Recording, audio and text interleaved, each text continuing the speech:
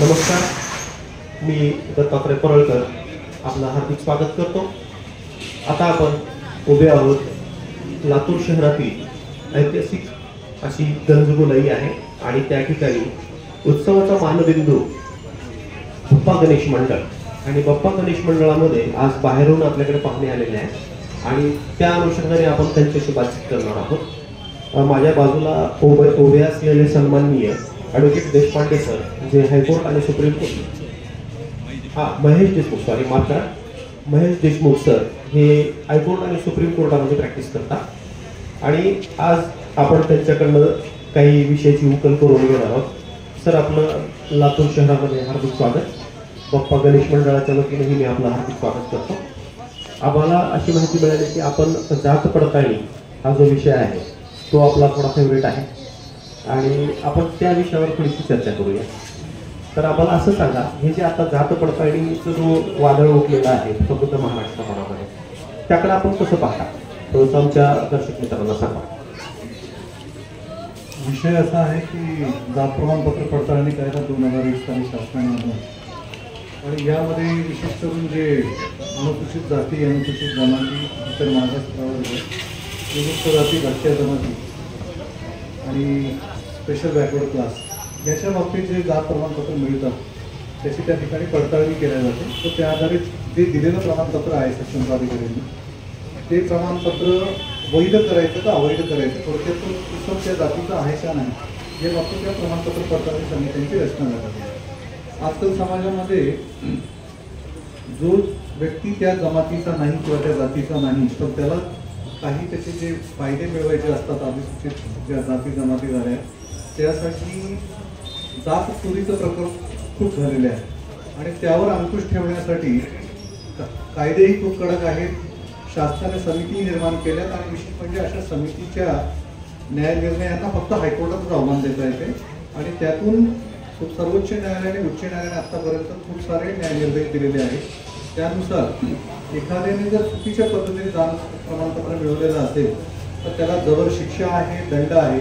या ठिकाणी एवढं सांगायचं आहे की यासाठी जी यंत्रणा सरकारने त्या ठिकाणी निर्माण केली आहे त्यांनी जर आपलं प्रामाणिकपणे काम केलं आणि सगळे त्याच्या बाबतीमधले सगळे पुरावे जे काही समोर येतात त्याचे व्यवस्थित त्या ठिकाणी असेसमेंट केलं आणि ती व्यक्ती त्या जातीची आहे का नाही या बाबतीमध्ये जर त्यांनी व्यवस्थित न्याय निर्णय दिला तर कदाचित ही जी जात चोरीची जी एकंदरीत लोकांमध्ये प्रवृत्ती आहे ती कमी होऊ शकेल।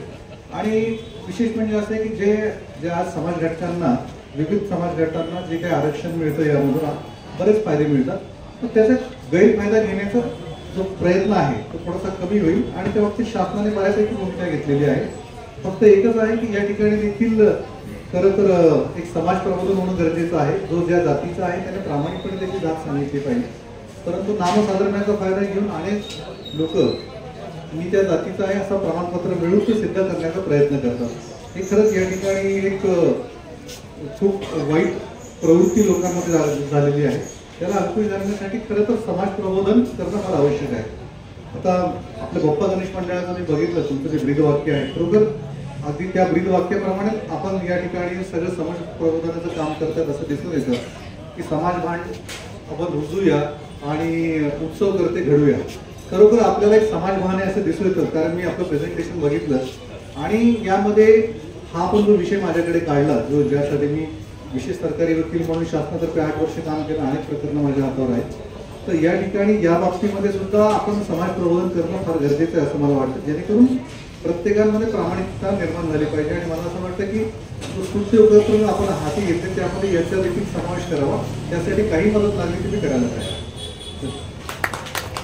सरांनी खूप छान विश्लेषण केलेलं आहे आणि सरांना आता एक माझ्या वतीने छोटासा प्रश्न विचारतो।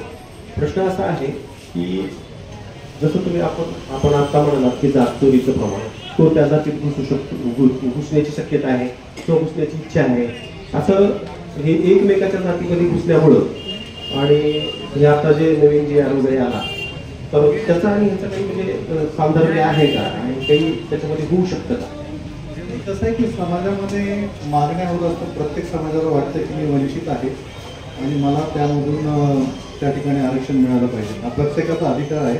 फक्त त्या बाबतीत एवढं आहे की जी प्रक्रिया राबवली गेली पाहिजे. कारण सर्वोच्च न्यायालयाने या ठिकाणी अनेक न्यायनिवाडे दिलेले आहेत. त्यासाठी कमिशन निर्माण केले ज्याला की घटनात्मक अधिष्ठान आहे. उदाहरणार्थ नॅशनल बॅकवर्ड क्लास कमिशन, राज्य मागास आयोग होते. या ठिकाणी सगळी तज्ज्ञ मंडळी बसलेली आहे. या ठिकाणी सर्व कागदपत्रांचा विचार करून सगळ्या समाजामध्ये बाकीचे जो काही अभ्यास केला पाहिजे, ट्रिपल टेस्ट वगैरे सगळं हे करून त्यानंतर कुठल्याही समाजाला त्या ठिकाणी आरक्षण देणं इष्ट होईल. कारण शेवटी जे मागासलेले आहेत आणि वंचित आहेत त्यांना मुख्य प्रवाहात आणणं हाच पण डॉक्टर बाबासाहेब आंबेडकरांचा उद्देश होता. तो बऱ्याच अंशी सफल झालेला आहे. परंतु मला असं वाटतं की आता ही वेळ आलेली की कुठेतरी आर्थिक निकषावर तर आरक्षण दिलं पाहिजे. आणि या ठिकाणी जसे इतर मागास प्रवर्ग आणि VJNT त्या ठिकाणी क्रिमिलियर नॉन क्रिमिलियर ही कन्सेप्ट आणलेली आहे. थोडक्यात जे क्रिमिलियर आहेत त्यांना त्या जरी जात प्रमाणपत्र असायचा फायदा होत नाही, हेच कुठेतरी इतर जे मागास प्रवर्ग आहेत त्यांना देखील कसं लागू करावं, कारण ही वेळ आता आलेली आहे. आणि माननीय स्वर्गीय विलासराव देशमुखांनी त्या बाबतीत सर्वप्रथम ही भूमिका घेतलेली होती. खरोखर स्तुत्य होती. म्हणजे त्यांचं विजन इतकं मोठं होतं की त्यांना जे आज घडतं आहे ते कदाचित घडलं नसतं जर आर्थिक आर्थिक निकषावर जर त्या ठिकाणी आरक्षण दिलं असतं. परंतु स्वर्गीय विलासरावांच्या जो एक विजन होतं ते खऱ्या अर्थाने आज राबवण्याची वेळ आलेली असं मला वाटतं. आपल्या लातूरकरांसाठी भूषणावर गोष्ट अशी आहे की स्वर्गीय विलासराव देशमुख सर त्यांनी जो मुद्दा मांडला होता तोच सरांनी आता मुद्दा मांडलेला आहे की जात नाही ती जात असं म्हटलं जातं. आणि त्यासाठी आर्थिक निकषावर जर दिलं तो एकमेव पर्याय ठरू शकतो असं सरांचं म्हणणं आहे. सर, आपण आम्हाला मार्गदर्शन केलं त्याबद्दल आपले मनपूर्वक आभार. धन्यवाद.